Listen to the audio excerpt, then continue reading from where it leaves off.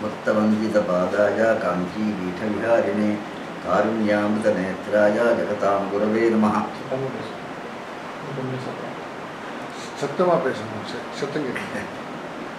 भक्तवन्दितपादाय काञ्चीपीठविहारिणे कारुण्यामृतनेत्राय जगतां गुरवे नमः.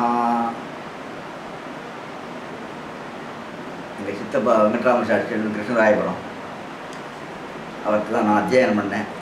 மகாதம் பாடசாலையில் அத்தியானம் பண்ணேன். நான் வேதம் அத்தியானம் பண்ணேன். 10 வருஷம் அத்தியானம் பண்ணேன். இப்போ எங்கள் சித்தப்பா என்ன வேதம்? அந்த இது யஜுர்வேதம் அவர்கிட்ட அத்தியானம் பண்ணேன். அவரை வந்து அடிக்கடி மனத்துக்கு கூட்டு வருவார். எல்லா விஷயம் தான் மனத்துக்கு கூட்டு வருவார். என்ன எரிவாள தரிசனம் பண்ணி இப்படி போய் வேண்டிய வந்துட்டே இருந்தேன். எந்த வருஷம் சுமாராக சொன்னப்போ உங்களுக்கு என்ன வயசு இருக்கும்? எந்த வருஷம்? எனக்கு வந்து ஒரு 14 வயசு இருக்குன்னு நினைக்கிறேன். 13 வயசு. 13 வயசுலேருந்து அவர்கிட்ட அத்தியானம் பண்ணேன். மகாரம் பாடசாலை. அவர் அடிக்கடி பெருவாட்டு அழைச்சி வருவார். அப்படியே இருந்துகிட்டே இருந்தேன். அத்தியானம் பூர்த்தி ஆகிடுத்தாங்க. பூர்த்தி ஆனாக்கா அவர் வேதம்னு சொல்லி காவிய பாடம்னு சொல்லுவார். சாஸ்திர பாடத்துக்கு ஆரம்பம் காவிய பாடம் அதெல்லாம் சொல்லுவார். அவர் காவியம் வாசித்தேன். அவர்கிட்ட இருக்கு காவியம் வாசித்தாக்க இந்த ஸ்லோகம் சொல்லி தமிழில் அர்த்தம் சொல்லணும். இந்த அர்த்தம் சொல்லும்போது எனக்கு ரொம்ப திக்கு வாய் திக்கு. வேதம் சொல்கிற சம்ஸ்கிருதம் சொல்கிற போது திக்காது. ஆனால் தமிழ் பேசுகிறபோது திக்கும், ரொம்ப திக்கும். இதெல்லாம் பார்த்து அப்படியே அத்தியானத்தை முடிச்சுட்டார். ஒரு 10 வருஷம் அத்தியானத்தை வேதத்தை முடிச்சுட்டார். அப்புறம் சாஸ்திரத்துக்கு வாசிக்கிறதுக்கு முடியாது, தமிழில் பேசிட்டு தான் ஆகணும், அதுக்கு அர்த்தம் தமிழில் சொல்லி ஆகணும், அதனால் முடியாது, நீ பெரியவாட்டு ஈஸ்வரிடம் பண்ண போய் அவள் அனுகிரகம் அதெல்லாம் கிடச்சிடும், படிக்கணுங்கிற அவசியமே இல்லை, அவள் அனுகிரகம் மட்டும் போடணும். போ நீ அங்கே வீடு அப்படின்னு சொல்லிவிட்டு என்ன மகான் பாடசாலையில் பூர்த்தி பண்ணிவிட்டு இங்கே வந்து ஓரிக்கிறது தான் கேம்ப் இருந்தாப்போ பெரியவாட்டு கொண்டு விட்டார். வாய் ரொம்ப திக்கிறது. இந்த சாஸ்திர கிரகணத்துக்கும் அதுக்கு புத்தி சக்திக்கும் கூட வரும். வேதம் முந்து ஒரு போட்டு ஒன்றுலாம் சொல்லிவிடலாம். சாஸ்திரத்துக்கு கொஞ்சம் புத்தி வேலை செய்யணும் நிறைய. அதனால் சரியாக வராது. பெரிய அனுகிரகம் தான் வரணும். அவனுக்கு வாக்கும் சரியாக பேச வரமாட்டேங்கிறது. நீங்கள் பெரிய அனுகிரகம் பண்ணால் பெரிய சிசுரர் பண்ணினா போகிறோம் அப்படின்னு மட்டும் விட்டார். அப்போ சிசுரிஷிக்கு நேரம் சேர்த்துட்டார். பெரிய கோரிக்கை கொண்டு விட்டுட்டார்ல.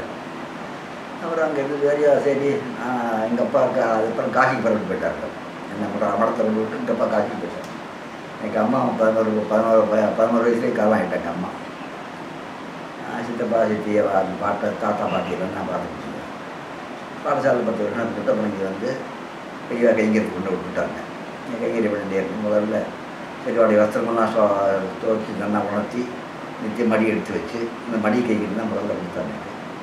அப்புறம் கிருஷ்ணாவரம் வெங்கட்ராமையர்னு அவர் தான் அவன் பிக்ஷை பண்ணி போட்டுருந்தாருப்போ.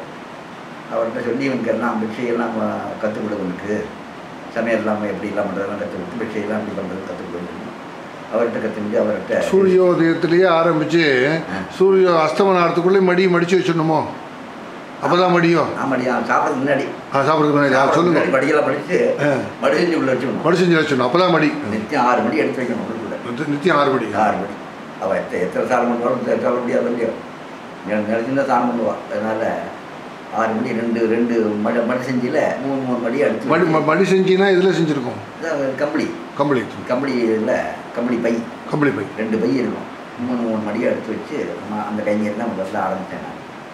அப்புறம் கரியாயெல்லாம் வெட்டி அரைச்சி கொடுத்து சமையல்லாம் கற்றுக்கினேன் அவர்கிட்ட போய்.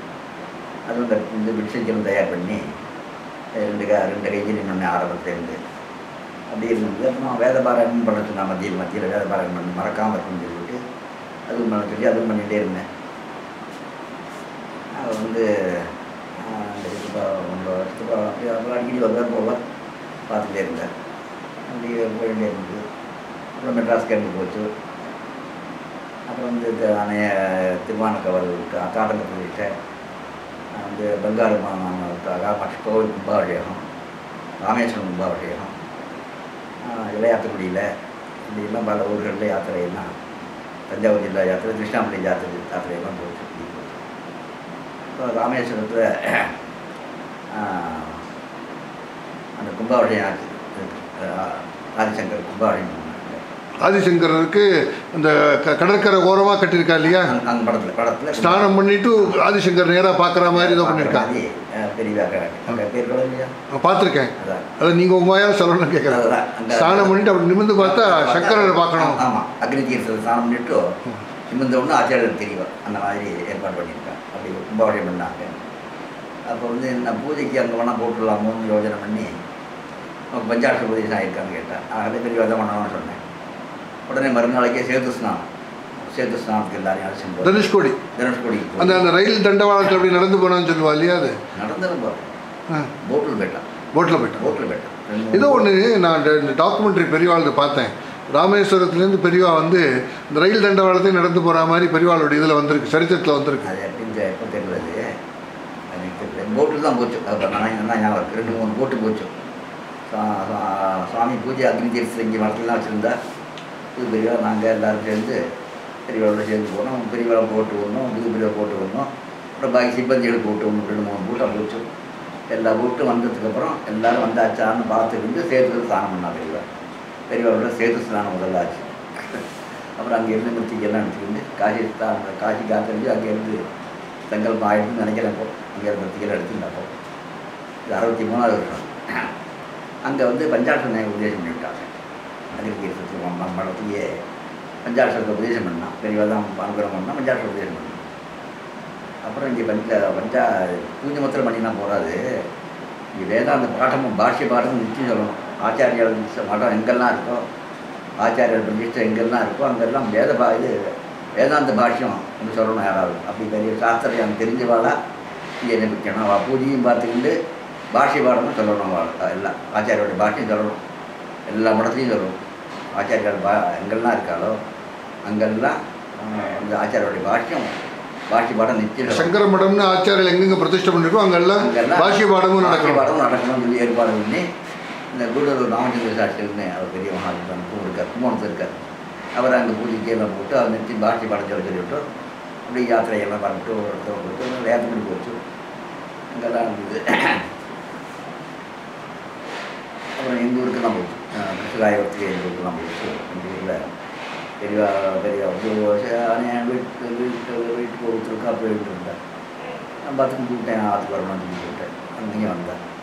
அங்கேயே அப்பா சித்தப்பா நான் சேர்ந்து 3 பேரும் சேர்ந்து பெரியவாளுக்கே பாத பூஜை பண்ணேன். பாதுக்கே நம்ம தெரியும் டேரெக்டாக பெரிய பாதத்துக்கே பாத பூஜை பண்ணிடுவோம். பாதத்துக்கே பாதம் அங்கே அங்கெல்லாம் பண்ணேன். அப்படியே அப்புறம் நெருவூர் போச்சு. நெருவூர் போய் அதாச்சும் பிரம்மேந்திரா தரிசனம்லாம் பண்ணிட்டு அப்படியே யாத்திரையெல்லாம் காவிரி ஸ்நானம் பிரதாசம் யாத்திரையெல்லாம் போச்சு. அப்புறம் இளையாத்து முடியில் தான் வந்து இந்த சதசெல்லாம் நடந்தது. அப்போதான் சதசு நடந்தது. பெரியவாளுடைய பூர்வாசிரம பந்துக்கள்லாம் கூட அப்போ அங்கே இருந்தான்னு நினைக்கிறேன். இளையாத்தங்குடியில் இருந்தான்னு சொல்லுவாங்க. தாயார் தகப்பனார் கூட தனியாக எங்கேயோ அந்த செட்டியார்கிட்ட யார்கிட்டயோ இருந்தார். அதனால வந்துருந்தான்னு சொன்னாங்க. சகோதரர் அங்கே அதிஷ்டானமும் இருக்குது. இளையாத்தங்குடி அதிஷ்டானம். அங்கே ஓரிக்க வந்த புதுசில் வீட்டுக்கு வந்து அதிகாரம் எல்லோரும் எழுந்துடணும். நகர அடித்த உடனே எல்லோரும் எழுந்துடணும். பெரியவாலாம் எழுந்துருவா. பெரியவா எழுந்து 1 மணி நேரம் ஜெபம் பண்ணுவா.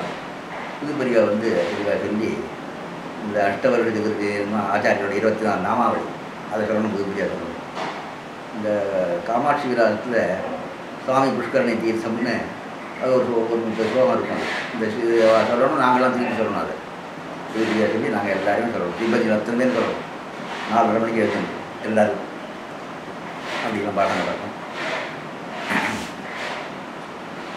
அப்புறம் பாலாருக்கு போய் மடியாக இருக்கிறவாள்லாம் பாலாருக்கு போய் தீர்த்தம் கொடுக்கும். ஒவ்வொரு இடம் தீர்த்தம் அப்படிலாம் போய் சுவாமிக்கு எல்லாத்துக்கும் அபிஷேகத்துக்கு பெரியவா ஸ்நானத்துக்கு அதுலேயும் கூட ஸ்நானம் பார்க்குறீங்க. சாமி கொடுக்கும். அப்படிலாம் அப்புறம் பூஜையில் அடுத்தடுத்து என்ன நடக்கும்? ஒரு நாளைக்கு நடக்கிற நிகழ்ச்சி சொல்லுங்க. அது ஆச்சு. அதுக்கப்புறம் பூஜை ஆரம்பிப்பா. பூஜை எல்லாம் டைம் சொல்ல முடியாது. பெரியவா பொறுத்த வரைக்கும் புது பெரியவா மாத்திரம் 1 மணிக்குள்ளே ஒரு காலை பூஜை பண்ணிவிட்டு பூஜை பண்ணிவிட்டு பாடம் வாசிக்கணும். அப்படி படிக்க வளர்க்கு கை பாய்க்காரிங்களாம் இவ பார்த்துப்போம். அந்த மாதிரி எல்லாம் முதல்ல கோபூஜை கஜ பூஜை அப்படி வருஷம் ஏதோ உண்டு. ஆமாம். சாயந்தரம் விளக்கு பூஜை அப்படின்லாம் உண்டு. வரிசையாக தீவர்த்தி பூஜை முதல்ல கோ பூஜை தான். கோ பூஜை கஜ பூஜை முதல் நடக்கும். சரி. அப்புறம் பெரிய தோன்றதோ அப்போ தான் பூஜை பண்ணுவா. பூஜை பண்ணுவோம். பூஜை பண்ணுவா, முதல்ல பண்ணுவா. சீக்கிரமாக பண்ணுவா, நாழிகைக்கு பண்ணுவா, பண்ணுவா. அதுக்கப்புறம் தீர்த்தம் கொடுப்பா, தரிசனார்த்திகள் பார்க்கறது. எல்லாம் பேசணும். அதுக்கப்புறம் திருப்பி சாயந்தரம் விளக்கு பூஜைன்னு ஒன்று பண்ணுவாள். கஜானா கட்டுற தீப நமஸ்காரம். அது என்னது? தீப நமஸ்காரம். அது எப்படி? அது ஆச்சாரியால் பாதிக்க நடுவில் சுவாமி தண்ணிகள் தாப்பில் வச்சு அதை தீபம் ஏற்றி 2 தீவட்டி வச்சுக்கிட்டு தீவட்டி சலாம்னு சொல்லுவாங்க. எல்லோரும் போய் நிற்கணும். அப்போ அது கணக்கெல்லாம் நடத்தாங்க. நீ வரவு சில கணக்கெல்லாம் வாங்கி போகிறோம். வாசி வெளியாக கேட்டுட்டு போல எல்லாம் அந்த சங்கரர் பாதுக்கு முன்னாடி எல்லாத்தையும் சொல்லணும். முன்னாடி சொல்லணும். அன்னைக்கு கணக்கெல்லாம் சங்கரர் பாதுக்கு முன்னாடி அன்னைக்கு வரவு செலவு கணக்கு, செலவானது, மிச்சம் என்ன இருக்குது, எல்லாத்தையும் இருப்பெல்லாம் சொல்லிட்டு அந்த தீவட்டி சலாம் வேலை செய்கிறவாள்லாம் தீவட்டி சலாம்னு சொல்லிட்டு ஒரு சலாமும் போடுவாங்க. எல்லாம் பாராக்காரா எல்லாரும். அந்த இது ஸ்லோகம் சொல்கிறது எப்போ ஆரம்பிச்சது? அது அப்போ தான் எப்போ ஆரம்பிச்சுன்னு தெரியாது. தீவட்டி ஆரம்பத்துலேருந்தே இருக்குது. அதில் ஆரம்பத்தில் இருக்குது. நல்லா இருக்குது. எப்போ ஆரம்பிச்சது அது சொல்லிட்டு இருப்போம். அந்த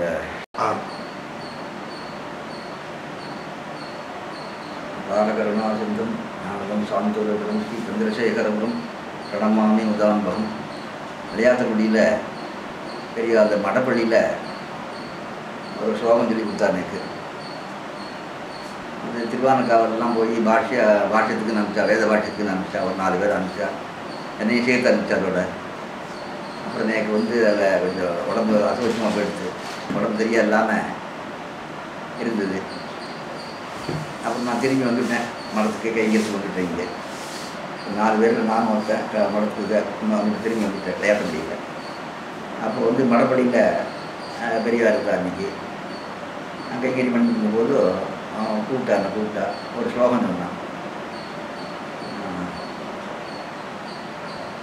கதா காலே மாதா கதய கவிதா லக்தகரசம் திபேயம் வித்யார்த்தி தவச்சரம் நிர்ணய ஜனஜலம்.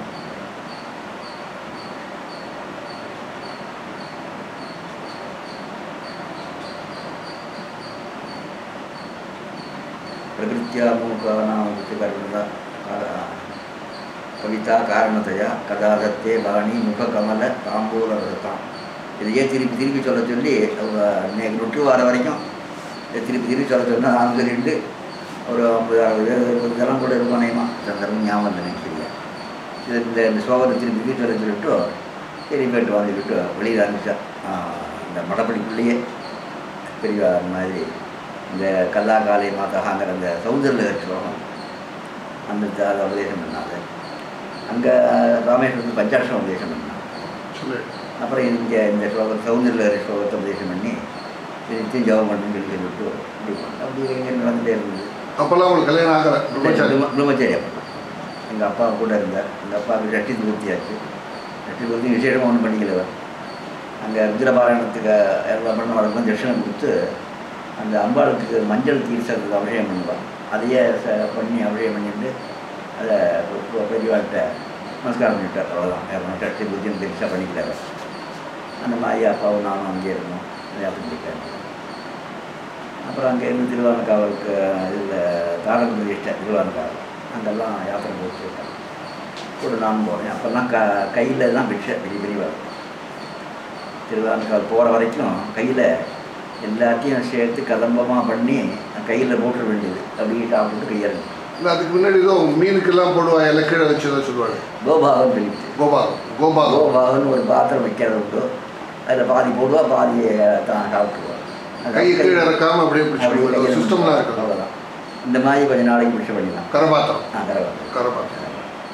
அதே மாதிரி சர்வதீர்த்த கரையில் ஒரு நாளைக்கு கீழே அலம்பி விட்டுட்டு அதுலேயே எல்லாத்தையும் போட்டு சேர்ந்து எல்லாத்தையும் சமஷ்டியாக அப்படி சர்வதீர்த்த கரை ஒரு நாளைக்கு படியில் அவன் எல்லாருக்கும் பார்க்குற மாதிரியே படி இங்கேயே பண்ணிக்கிறேன்னு சொல்லிட்டு பண்ணாச்சு. அப்படி ஒரு நாளைக்கு பிடிச்சி பண்ணியிருந்தார். இப்படி பல லீலைகள் வாழ்க்கை. இந்த பாகவதாலாம் ஒரு வாட்டி இந்த காமாட்சி அம்மனை சுற்றி. ஆமாம். அது இது 1008 பஜனை கோஷ்டிகள் தேரடியிலேருந்து இங்கே கங்காய் கத்தில் வரைக்கும் வந்தது. அதில் பெரியவாரும் இவர் பிரசித்தமானவர்.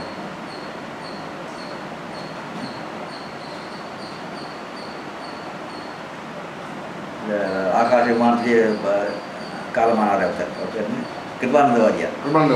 கிருபானந்த வாரியாரும் பெரியவாளும் மத்தியில் 1008 கோட்டி பஜனை எழுதி வரும். தேரடியிலேருந்து இங்கே கங்காவாய் சாஸ்திரம் வரைக்கும் வந்தது. அதில் வந்து அங்கேருந்து வந்து எல்லோரும் பெரிய காலத்தை விட்டுட்டா அன்றைக்கி எல்லோரும் விட்டுட்டா. மேலையும் சுத்தம் அனைவரும் சில பேர் மேலையில் பட்டுருப்பாள். அப்படியில் மடியெல்லாம் அதெல்லாம் கிடையாது. அப்படியே வந்து எல்லோரும் தொட்டா நமஸ்காரம் பண்ணி 2 பேர் பூர்த்தியாச்சு உபன்யாசம்லாம் பண்ணி முடிச்செடுத்தா உடனே வந்து கங்காவாய் சாஸ்திரம் தான் அன்றைக்கி பிக்ஷை அன்றைக்கி. உடனே கையால் ஆரம்பிட்டா அனுஷ்டானம் பண்ணால் அப்படியே பிக்ஷை பண்ணிவிட்டான். ஸ்நானம் தானே ஒன்றும் பண்ணல. நான் ஏன் இப்படி நீ பண்ணேன்னு தெரியுமா நோக்குன்னு கேட்டாங்க. தெரியல அப்படின்னு தெரியல. இந்த ஊரில் இது இருக்குது, அம்பாள் கோவிலில் பிலாகாசம் இருக்குது. இந்த பிலாகாசம் இந்த க்ஷேத்திரத்துக்கு பூரா பரவி இருக்குது. அதனால் எங்கள் ஊரில் ஸ்பெரிசு தோஷம் கிடையாது. யார் நேரம் பார்த்தாலும் தோஷம் கிடையாது. அதனால தான் அது இன்றைக்கி அந்த மாதிரி நான் வந்து பண்ணினேன். இந்த மாதிரின்னு சொல்லி அன்றைக்கி அந்த மாதிரி பிக்ஷை பண்ணேன். நாங்கள் ஒன்றும் பண்ணல. அப்படியே அனுஷ்டானம் பண்ணால் அப்படியே பிக்ஷை பண்ணிவிட்டோம்.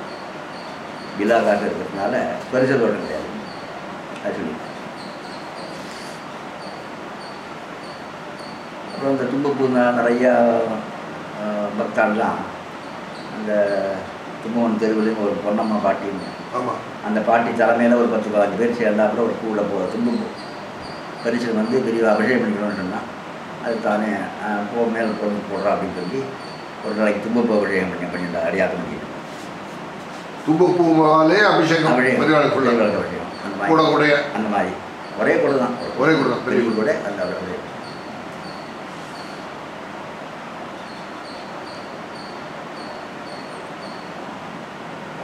அந்த திக்குவாய்க்கு தான் மூக்க பஞ்சசதி பாராயணம் சொல்கிறோம்.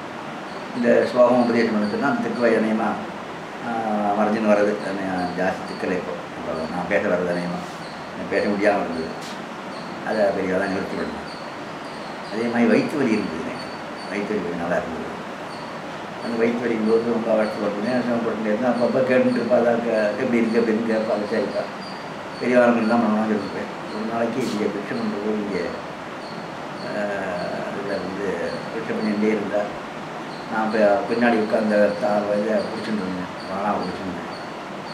முன்னாடி விட்டு அந்த ரவி இருக்கானே அவன்னா நான் பிக்ஷை கொடுப்பேன். ஸ்ரீகணேசனே கொடுப்பான். பாலசுவாமி இருக்கார். அவர் எல்லோரும் மாற்றி மாற்றி இப்போ எல்லாம் தானே அடிச்சு சாப்பிட மாட்டாங்க. அதாவது வாயிலத்து போகணும். அந்த மாதிரி அவஸ்தையில் ஒன்று வேண்டான்னு வச்சுட்டு பேசாமல் ஒன்றுமா அப்படி ஒரு சந்தர்ப்பம் இங்கே மறையத்துக்கு முன்னாடி கடைசி காலத்தில் அப்படி இருந்தால் ஒரு 3 வருஷம் இருந்தால் அந்த மாதிரி 3 வருஷம் இருந்தா ஒன்றும் பேச மாட்டா. எது வேணும்னு கேட்க மாட்டேன். அப்படியே ஒரு கஷ்டம் மாதிரி இருந்தால் ஒன்றும் வந்து அடுத்த வாழை ஏதாவது பண்ணினா மலமூத்திரம் அது எல்லாமே எல்லாமே இன்னொருத்தர் தான் பண்ணணும். தானாக ஒன்றும் பண்ணிக்க மாட்டேன். எல்லாமே எழுதி கூட போட்டான். அப்போ என் பையனும் அந்த இன்னொரு பையனும் 2 பேருமே சேர்த்து அந்த ரத்த சோதனை தான் பண்ணிட்டு இருந்து பையன் ஒரு ஷார்ட்டு கேட்டானே. ஆமாம் இவன் ஏகாம்பரம் வாலாஜிபேட்டை சுந்தரவயத்துக்குள்ள பேர் கடைசி பையன் பேர்ப்பா தெரியல. அப்புறம் ஞாபகம் வரும். என் பையனும் அவள் தான் வஸ்திரம் 2 பேரும் தான். ஆமாம் 2 பேரும் தான் வஸ்திரம் தான் பண்ணி கைங்கறி பண்ணியிருந்தாங்க. கடைசியில் சந்திரசேகர் கூட இருந்தார். கைங்கறி பண்ணார். வஸ்திரம் ரோதனை பண்ணி தொட்டியில் போட்டு அரைச்சி வஸ்திரத்தை வச்சு ரோதனை பண்ணி கைங்கறி பண்ணினாங்க. அவனுங்க படிக்க முடிச்சுட்டு இங்கே வந்துட்டான். ஆமாம் கைங்கறி வந்துட்டாங்க. அப்புறம் தான் பெரியவாயை பார்த்து அவன் கல்யாணம் பண்ணி வச்சான் காசியில். அவன் தம்பதிகள் வந்திருந்தா சொந்த ஒரு இது சீர்காழி வாழ்க்கை.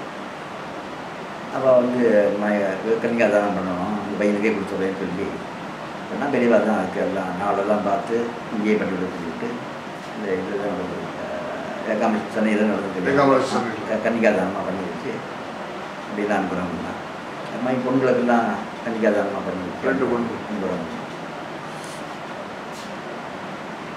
அப்போ வந்து இந்த உச்சிட்டத்தை கொஞ்சம் கொடுத்து சாப்பிட சொல்லி அது சொல்லுங்க. வயிற்று வலிக்காக உச்சிஷ்டம் சாப்பிட்டுட்டே இருந்துட்டு கொடுக்குறேன். அவங்க நிவர்த்தி ஆகும் ரொம்ப நாள் அவஸ்தப்பட்டு இருக்காருன்னு சொல்லி சொன்னான். எடுத்தான் சாப்பிட்டேன். கொஞ்சம் சிரிச்சாகும். ஒரு சிரிச்சா நான் சாப்பிட்றப்போ சிரிச்சாது பார்த்துக்கிட்டோம். பேசலாம் ஒன்று என்ன சிரிச்சா அதுலேருந்து வயிற்று வலி போயிடுது. வயிற்று வலி அப்புறம் அதுக்கப்புறம் வரல. வயிற்று வலி முன்னாடி கஷ்டப்பட்ட போது நீங்கள் கும்பகோணத்தில் வந்து ஒரு வைத்தியரை பாரு அதுதான் ஆமாம். அது என்ன விஷயம் வந்து காபி ஆரம்பத்தில் இந்த பழங்கானூருங்கிற வைத்தியம் அவன்கிட்ட போய் வைத்தியம் பண்ணிக்க வயிற்று வலிக்குன்னு சொன்னான். சாப்பிட்ற போது அவன்லாம் போய் சொன்னால் நன்னா ஸ்ட்ராங்காக சூடாக சாப்பிட்டு காஃபி சாப்பிடுங்கோ, சாப்பிட்டாக்க நன்னா பெரிய மோஷன் ஆகிடும், வயிற்று வலி இருக்கா சரியாக போயிடும் அப்படின்னு சொல்லி அவன் மருந்தெல்லாம் கொடுத்து பண்ணான். நான் பெரியவாட்டில் சொன்னேன், காஃபிலாம் சாப்பிடாத, ஆவாரம்பூவை காய வச்சு நான் ஒரு காஃபி சொல்கிறேன். ஆமாம், நான் டீ போட்டு அது மாதிரி அதை டீயாக போட்டு இந்த டீ ஜலத்தில் வந்து பாலத்தில் கலந்து எனக்கும் கொடுத்து நீயும் சாப்பிடு அப்படின்னு சொல்லி அது சொன்னாலே காஃபி சாப்பிடுன்னு அப்படிங்கிறது அது சோமியம் ஆகிடுத்தோம். பெரிய சீட்டு பிரசாதத்தினால வயிற்று நின்று போச்சு. அது பெரியவாளுக்கு உடம்பு சரியில்லாத பொழுது ஒரு நாகப்பழ மரத்தில் வந்து அந்த இலையெல்லாம் வந்து பசுமாட்டு கொடுத்து அது ரொம்ப வருஷம் முன்னாடி கேள்விப்பட்டிருப்போம். அதிஷ்டானத்தில் இருக்குது. இப்போ அந்த மரம் இருக்குது, நாகமரம் இருக்குது. அது என்ன விஷயம்? அது இந்த ராமசுவாமி சாஸ்திரின்னு பெரிய புதுப்பிள்ளருடைய மாமாவுக்கும் அப்பா போட்டுருவார். அவள் வகையராது, புதுப்பிள்ளருடைய மாமா வகையராது, பூர்வாசம் மாமா அம்மாவுக்கு அப்பாவும் ஞாபகம் தெரியாது, ஞாபகம் இல்லை. அவர் வந்து வைத்தியராக இருந்தார், ஆயுர்வேத வைத்தியர். அவர் தான் அந்த நாகமரத்தை வளர்த்து, நாகமரம் வச்சு வளர்த்து அந்த மரத்தினுடைய இலையெல்லாம் ஒரு மாட்டுக்கு போட்டு, பசுமாட்டுக்கு போட்டு, அந்த பசுமாட்டு பாலை கறந்து அது மாத்திரம் தான் சாப்பிடணும் பெரியவர் சொல்லி அது வைத்தியம் பண்ணாங்க. அது என்ன சரியாக ஞாபகம் இல்லை. அதெல்லாம் அந்த எடுத்து வரையுமா எடுத்தது. அந்த மரம் தான் இன்னும் இருக்குன்னு, நாகமரம்னு இருக்குது, அவர் வச்சு மரம். அது அந்த அனுஷ நட்சத்திரத்துக்கு ஏதோ ஒரு மகிழம்பு மரம் அனுஷ நட்சத்திரம் மகிழம்பு அது தந்திரமொழி வச்சான். தந்திரமொழி அவன் சொல்லி ஏதோ பெரியவா சொல்லி அது வச்சான். மகிழம்பு இன்னும் இருக்குது.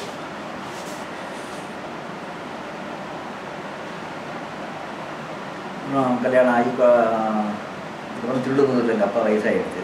அங்கே போய் நீங்கள் 2 பேர் இருந்து பாடசாலையை கவனிச்சுருந்தோம்னு சொல்லிவிட்டு அங்கே இருந்துச்சா அவன் திருடுமுதூர் போனேன்.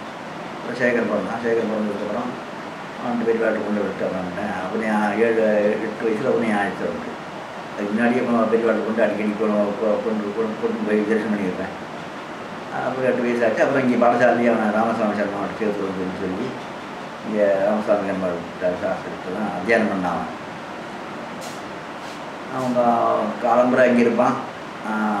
அப்புறம் காலம்புரை அந்த பாடசாலைக்கு போயிட்டு சாயங்காலம் வந்துடுவான். இங்கே பெரியவாட்டி அந்த ரூம்லேயே இருப்பான், அவன் கூடயே இருப்பான். பெரியவாடைய என்னன்னா இப்போ கைங்கறி பண்ணிட்டு வஸ்திரம்லாம் துவச்சி வச்சு வந்து பசுமாட்டு குடும்பாட்டிங்கள் வந்து அதை கைங்கறி மாசம் வயசு வந்து அப்புறம் கலவைக்கு யாத்திரை போச்சு. கலவைக்கு யாத்திரை போனோடனே அதிஷ்டான பூஜை ஒரு கடவுள் பண்ணியிருந்தாரு. அவர் பண்ண வேண்டாம், அவன் பையனை விட்டே பண்ண சொல்லு அப்படின்னு சொல்லிவிட்டு நீ மந்திரம் சொல்லு, அவன் பூஜை பண்ணட்டும் அப்படின்னு சொல்லி கலவையில் பூஜை பண்ணான். அதிஷ்டானம் 2 அதிஷ்டானத்துக்கும் குருநாதா பரமகுருநாதா 2 அதிஷ்டானத்துக்கும் பூஜை பண்ணினான். 2 நாள் பூஜை பண்ணான். அப்புறம் யாத்திரை இங்கே வந்து அப்புறம் பாடசாலையில் அவனை சேர்த்து அத்தியானம் பூர்த்தியாகி மறுபடியும் தான் இங்கே வந்து கடைசியாக கை கட்டினான்.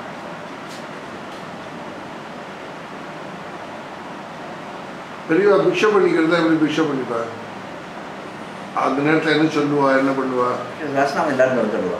எல்லாரும் சுற்றி சஹஸ்ரநாமம் எல்லாரையும் சஹஸ்ரநாமம் தர சொல்லுவா. கூட வெளியிலேருந்து எல்லாரும் சஹஸ்ரநாமம் அந்த நாயகர். அப்புறம் இன்னொன்று கூட இந்த மாதத்தில் இந்த வளர்கிற சமயத்தில் கொஞ்சம் கொஞ்சமாக ஆகாரத்தை ஜாஸ்தி பண்ணி, தேய்கிற சமயத்தில் கொஞ்சமாக ஆகாரத்தை குறைச்சி, கவனம் போடாமல் கவனத்தெல்லாம் குறைச்சலாம் கூட சாப்பிட்டாங்க. முன்னாடி அன்னபிஷையாக பண்ணியிருந்தா அன்னபிஷம் நம்ம சேர்ந்து இருக்கிற கவனங்களை குறைப்பா மடத்தில் இருக்கும்போது அன்னபிஷை பண்ணியிருந்தா. அப்புறம் கொஞ்சம் நாளைக்கு வெளியில் வந்து சிவாசானெல்லாம் அப்படி இல்லாமல் தனியாக இருக்கிற போதெல்லாம் பொரி கீரி அந்த மாதிரிலாம் ஆகாரத்தை மாற்றிக்கிட்டு பொரி ஜூஸு பல தினசா ஆகாரத்தை மாற்றிக்கிட்டாங்க. மாற்றிக்கிட்டேன்.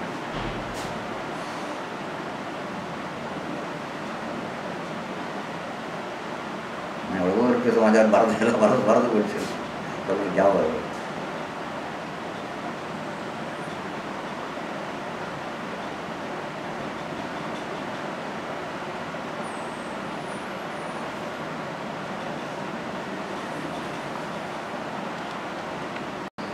மெட்ராஸ் கேம்பில் மயிலாப்பூர் காலேஜில் கேம்பு, சமஸ்கிருத கல்லூரியில். ஆமாம், சமஸ்கிருத காலேஜில் கேம்பு.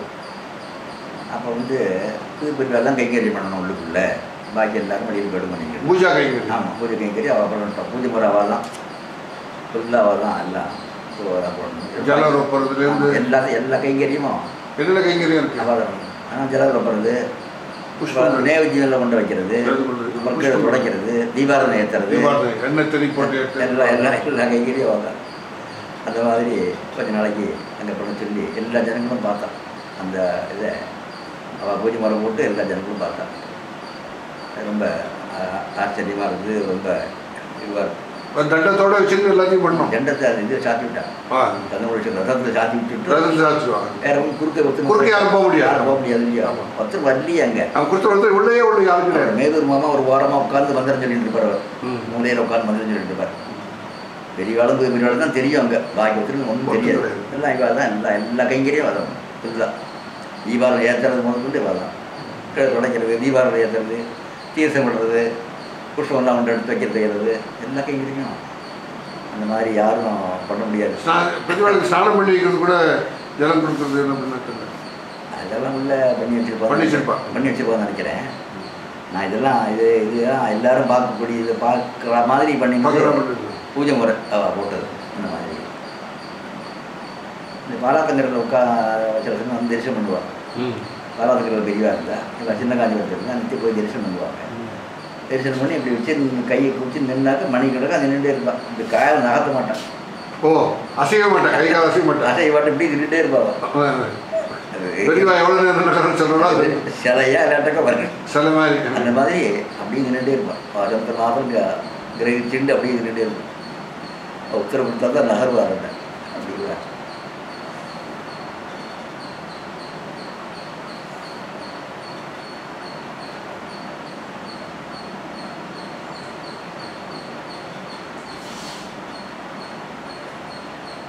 ஒரு காலம் மிக்சை பண்ணிவிட்டு கடைசியில் படிக்கணுங்கிற மாதிரி இளையாத முடியல. அதுக்கு தனி சாட்சியெல்லாம் போட்டு 5-8 பேர் படிக்கிறதுல பிரதானமாக இருக்கணும். இவங்க ஒரு காலம் ஊருக்கு அது போயிடுவாங்க. அதிஷ்டானத்துக்கு போயிடுவா. இவன் அந்த வெளியில் பூஜைகள்லாம் பண்ணி இவன் தான் 2ஆம் காலம் பெரியவா பண்ணிட்டு இருக்கோம். 2ஆம் காலம் 3ஆம் காலம் எல்லாம் பண்ணுவோம். அதிஷ்டானத்தில் போய் யாரும் போகக்கூடாது. அவளுக்கு படிப்பு மட்டும் நடக்கணும். நான் படிக்க பண்ணுறேன். அந்த மாதிரி ஏற்பாடு பண்ணி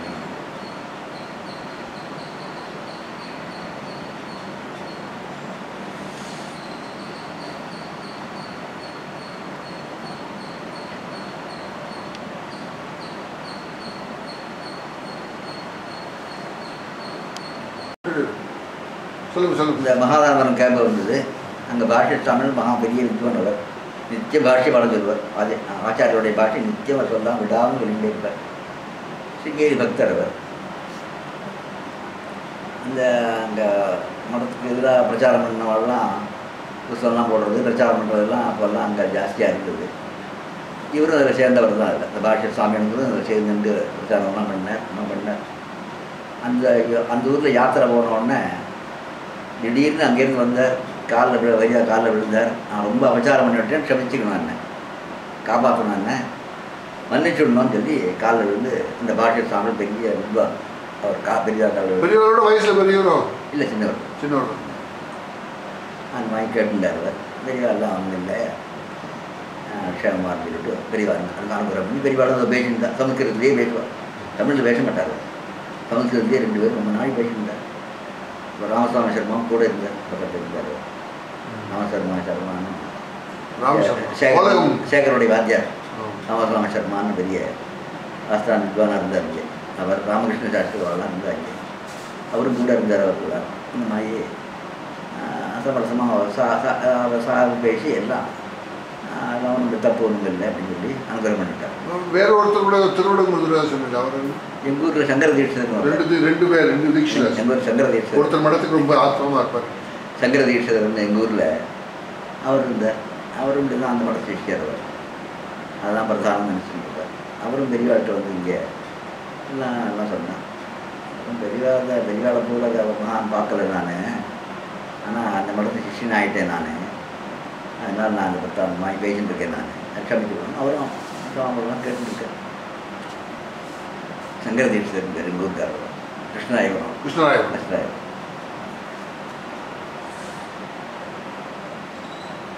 அவர் நெரூரில் ராமசர்மா வைத்தியர் ராமசர்மா பண்ணார். அங்கே ஒருத்தர் பஞ்சாப கேசியர்னு அந்த மடத்தை அவர் இதெல்லாமும் அங்கே வரப்படாது அப்படின்னா அதெல்லாம் தெரிஞ்சுட்டு ராமசர்மா வந்து நிறையா ஏற்பாடெல்லாம் பண்ணி அந்த ஒரு பிரவேசம் பட்டம் பிரவேசம்லாம் பண்ணி இன்னொரு ஊரில் எல்லாம் பூஜையெல்லாம் வச்சு எல்லாம் ஏற்பாடு பண்ணி அங்கே நடந்தது இன்னொரு வேலூரில்.